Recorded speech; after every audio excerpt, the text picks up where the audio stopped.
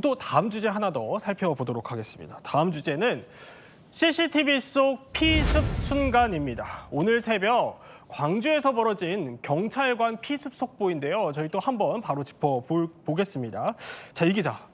이게 도대체 무슨 사건인가 싶은데 대체 어쩌다가 경찰이 공격을 당한 거예요? 네, 오늘 CCTV 보면서 설명을 드릴게요. 오늘 새벽 3시쯤에 광주의 한 골목길에서 벌어진 일입니다. 네. 일단 여성들이 지나가는데 한 남성들이 쫓아가고 있죠.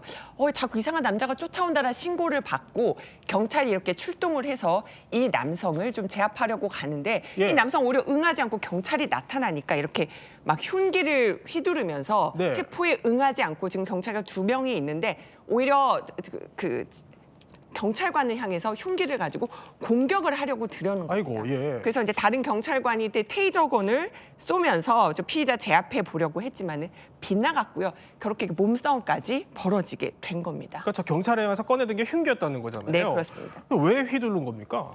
알 수 없죠. 사실 굉장히 위험천만한 상황이었습니다. 애초에 신고가 들어간 거는 여성 2명이 한 남성이 본인들을 뒤따라온다는 신고가 접수됐기 때문입니다. 그래요? 예. 이 뒤따라갈 때도 지금 이 흰 봉투, 이 가방에 지금 흉기가 들어있었다는 거잖아요. 여성들은 이제 신고를 했고 이에 출동한 경찰이 바로 다가오자마자 네. 흉기를 휘둘렀다는 겁니다.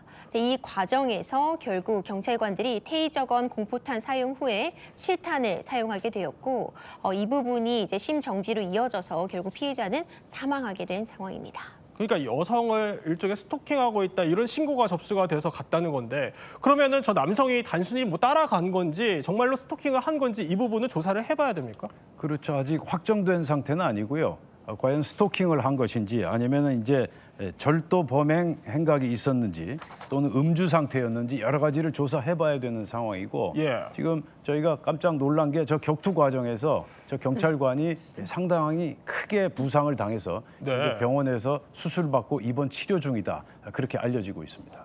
그런데 이 기자, 우리나라 경찰이 뭐 시민을 향해서 사실 실탄을 발사하는 경우는 거의 없잖아요. 네. 상당히 위험천만한 순간이었는데 그럼 일단 범인이랑 경찰은 현재 상태가 어떻습니까? 그러니까 범인이 사망을 했어요. 그러니까 이 그러니까 그 경감인데 예. 원래는 이제 그 테이저건도 빗나가고 결국 계속 흉기로 공격을 하니까 사실은 생명에 지장이 없는 하체 쪽으로 실탄을 발사한 걸로 알려졌습니다. 그런데 계속 몸싸움이 벌어지면서 이 총탄이 이제 다른 쪽으로 발사가 됐던 모양입니다. 네. 그래서 이 경찰을 공격했던 사람은 사망을 한 것으로 알려졌고요. 또 하나 경찰도 방금 박 위원장님께서 얘기하신 것처럼 상처를 입고 오늘 오전에 이 얼굴과 다리 등 다쳐서 응급수술을 받았습니다. 경찰도 어떻게 굉장히 흉기를 들고 달려드는 이 피의자를 진압하려다가 이렇게 예. 다치게 된 겁니다. 그러니까 새벽 3시에 실탄까지 쏘게 된 건데 그래서 지난밤 잠을 설쳐야 했다는 시민 목소리 듣고 이야기 더 나눠보겠습니다. 새벽에 3시 총소리가 빵빵 세 번 나. 무서웠어. 느닷없이 생전에 총소리가 안 나는데 총소리가 나. 내가 그냥 깜짝 일어나서 시계 번개로 3시 10분 김명수는 못 들었어. 못 들었어. 자, 임재 변호사, 따져봐야 될 건 이건 것 같습니다. 어쨌든 경찰이 쏜 실탄으로 남성이 목숨을 잃게 된 건데 그러면 이 경찰의 총기 사용을 정당방위로 볼 수 있는 겁니까? 일단 여러 부분들을 따져볼 필요가 있을 것 같습니다. 일단 2인 1조 경찰이 지금 출동을 했어요. 이 과정에서 제압을 시도했고 단계적으로 이제 테이저건을 썼지만 일단 1차적으로는 옷도 두껍고 좀 빗나가서 제대로 테이저건이 사용이 안 됐고요. 예. 이후에 공포탄도 샀지만 계속해서 흉기를 휘둘렀습니다. 경찰도 상처를 입었어요. 이제 이마 부위, 그러니까 얼굴 부위에 칼로 상처를 입었다는 것은 이것이 위험이 굉장히 상당했다 이렇게 평가할 수 있는 측면입니다. 이후에 실탄이 사용되었는데 관련 규정부터 좀 살펴보자면요. 경찰의 물리력 행사에 관한 기준과 방법에 관한 규칙이 있습니다. 이 규칙에 따르면은 총기를 사용할 수 있는 경우에 적어도 이제 이 대퇴부 아래 네. 그러니까 생명과는 직결되지 않는 부위, 그러니까 이 대퇴부 아래쪽을 사용하도록 되어 있고 이 공격에도 여러 단계가 있기 때문에 치명적인 공격을 당했을 경우에는 총기를 사용할 수 있도록 되어 있습니다. 이제 이런 부분들을 종합적으로 보자면은 지금 현재 위험이 발생했습니다. 흉기로 공격을 당하는 상황이었고 관련 규정에 따라서 테이저건 그리고 이제 공포탄 이런 부분들을 순차적으로 활용을 했는데 계속해서 위협을 가해오는 상황에서 불가피하게 과도하게 좀 총기를 사용했다 이런 측면이 인정이 될 수 있을 것 같습니다. 예. 다만 이제 사망이라는 굉장히 중한 결과가 발생을 했기 때문에 네. 경찰 측에서도 함께 출동했던 경찰들 그리고 그 이후에 또 지원을 위해서 합류했던 경찰들의 그런 진술들을 들으면서 사실관계를 좀 더 파악하고 있는데 우리나라에서 사실 이런 총기 사용 같은 부분에서 정당방위 인정이 쉽지 않다는 이야기 들려옵니다. 그래서 일선에서는 경찰관들이 진압에 너무 어려움을 겪는다. 아, 그래요? 총을 예. 뽑을 용기가 필요하다. 이런 얘기도 전해져요. 그만큼 정당방위 인정이 굉장히 좁게 인정이 되어서 그러니까 필요성 이것이 정말 최후의 수단. 불가피했는지 예. 그리고 상대방의 공격에 대비 내가 이제 방어하는 그 정도가 상당한지 이런 부분을 좀 엄격하게 해석하는 측면이 있어서 이번 사태 같은 경우에서도 법리적인 부분 그리고 사실관계 파악에 조금 더 시간을 걸릴 것 같습니다. 당연히 뭐 총기 오남용은 막아야 하겠지만 경찰관의 안전도 또 반드시 지켜줘야겠죠.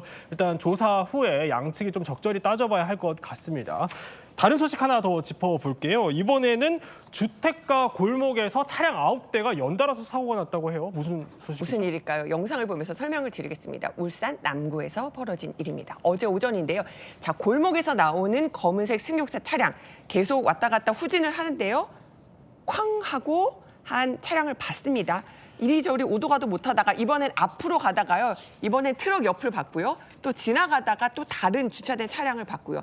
이렇게 지금 이리저리 왔다 갔다 하면서 여러 대 차량과 계속 충돌하는 모습을 보실 수 있고요. 네. 골목에 지나가던 사람들이 너무나 황당해서 이게 어떻게 된 일이냐 하고 지금 굉장히 신고를 하고 이렇게 나선 겁니다. 결국은 경찰이 출동할 수밖에 없었는데요. 네. 이 검은색 차량 지금 9대나 충돌하고야 멈췄습니다. 아, 그래요?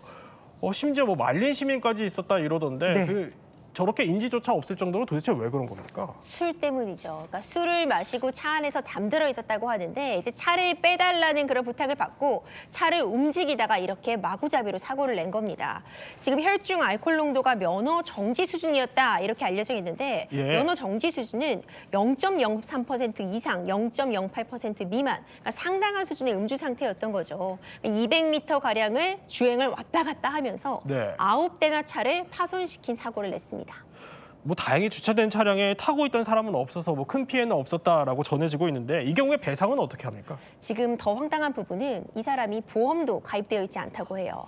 그러니까 무보험 상태에서 이렇게 사고를 낸 것인데 이럴 때는 일단 이 피해자 차량들은 보험이 가입되어 있기 때문에 피해자들이 우선 본인이 가입한 이 보험사를 통해서 배상을 받을 수 있습니다. 예. 그럼 그 각 보험사들은 이 가해 차량에게 구상권을 청구, 결국 소송을 제기하게 되는데 가해 차량 지금 음주 상태 사고를 냈고요. 거기다 뭐 보험도 없죠. 그렇기 때문에 결국 전액을 본인이 알아서 해결해야 되는 상황입니다. 네, 이렇게 또 오늘 이야기 핵심만 한번 살펴봤습니다.